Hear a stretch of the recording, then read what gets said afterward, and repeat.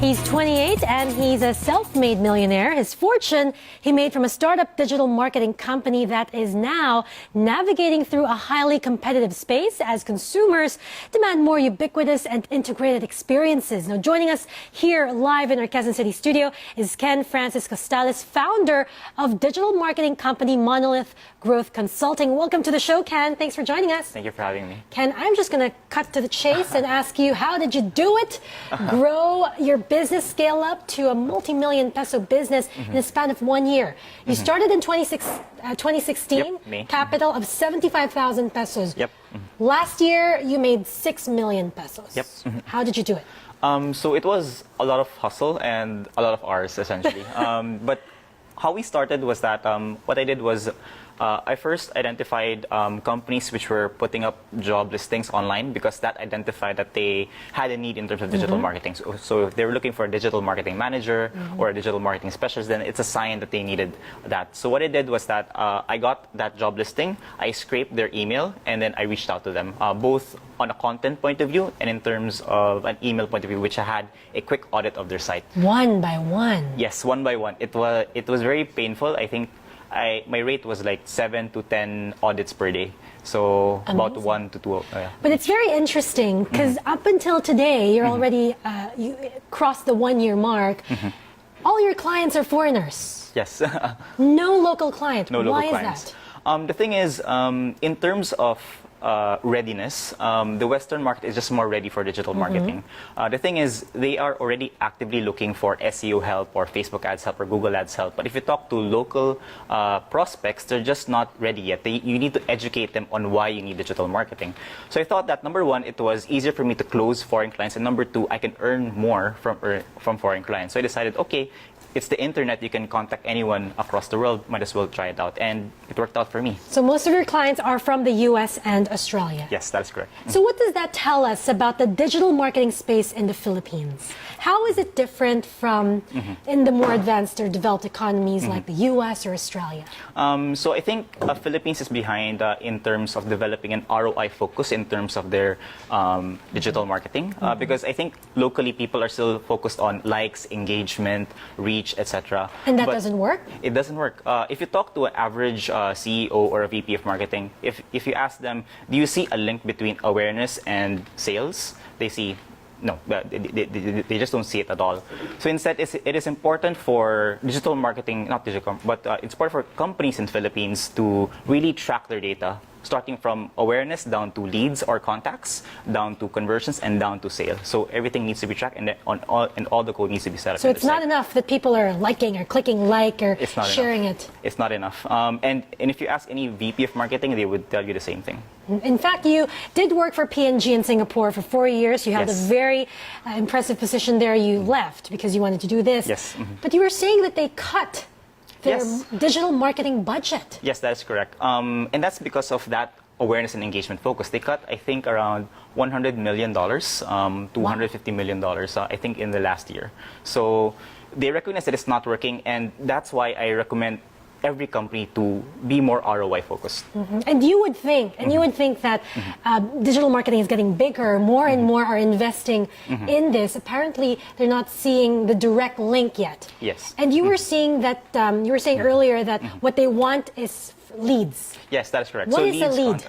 So a lead is essentially a contact. So it's an email, it's a number, it's a person's name. Because once you have that, then you can do direct sales to them. Right? Because if it's just a like, so how do we do it? So the way that we do it, it differs based on the industry. So for example, if you're running Facebook ads, if you're a B2B business, you can actually target people by profession.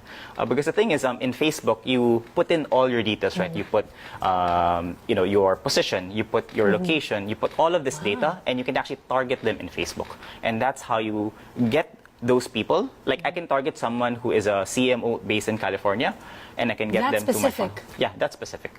Yes. Okay, and then? And then, so I advertise to them. They click on the ad, and then there's a contact form. And then on that contact form, I can record not only their contact details, but also the data will be will be fed back to the advertising platform, and it'll be recorded as a lead. So that's how we kind of automate the process of reporting and gathering data. And then from that point, you can track whether they actually do Yes. complete the transaction. Yes.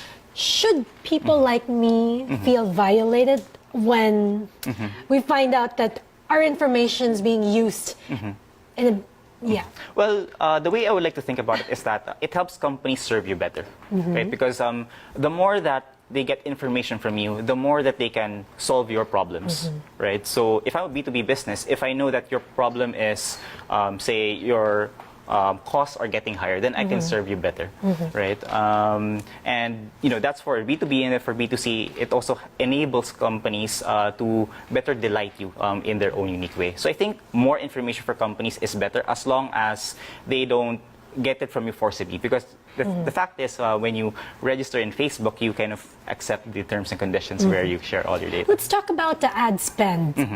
How much a click will cost. We were talking earlier, it's very cheap here too. Yes, and that's because of... Okay, just to give the audience context, how much should a company in the US, for example, spend to get someone to click that ad versus in the Philippines? Yeah, so in the US, a click is worth $2 to $5, and a lead is usually worth $15 to $200. Okay. And that works out for them because if you're targeting services businesses, the transaction value or the sales that they get for each user is about 10,000 to 20,000. That's usually for transaction business. For Philippines, it's much cheaper because no one is running ads that much yet, so you can get it at 10 cents. Wow, yeah, that's cheap. Yep, very cheap. And let's look at future trends. What future trends are you seeing that's going to shake up the digital marketing space? Social media influencers still going to be big? Yes. So I got data recently from from a couple of clients, and I noticed that the highest number of sales and ROI actually came from influencers. So if you have a friend who's doing Instagram and it's an influencer, you better tap them. Aside from social media influencers, what other trends are you seeing? Are you preparing for, in fact? Yes. So in the future, marketing automation is very important. So actually what I'm doing is that I am translating all my services from a analog or a manpower service model into a software service model. So we're basically translating all of the stuff that we're doing manually into a software. There's actually 2 companies that are doing that globally, and then there's 1 locally as well. And I know that they're going to launch tomorrow, so I'm actually keeping track of that. Wow, interesting. And finally, I know you count Elon Musk as some sort of idol. Yeah. And in one of your former interviews, you did quote something he said, like, entrepreneurship is like chewing glass while staring at the abyss. Yes. Do you believe? Yes, that is true. Because when you start out a business, the uncertainty is really high.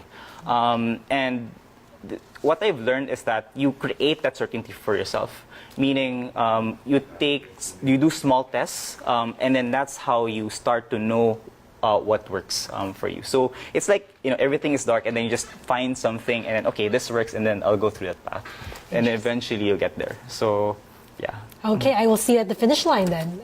Sounds like a plan. Thank you very much for joining us, Kenn, for this inspiring story and for the insights on digital marketing. Thanks for joining us. Thanks for having us.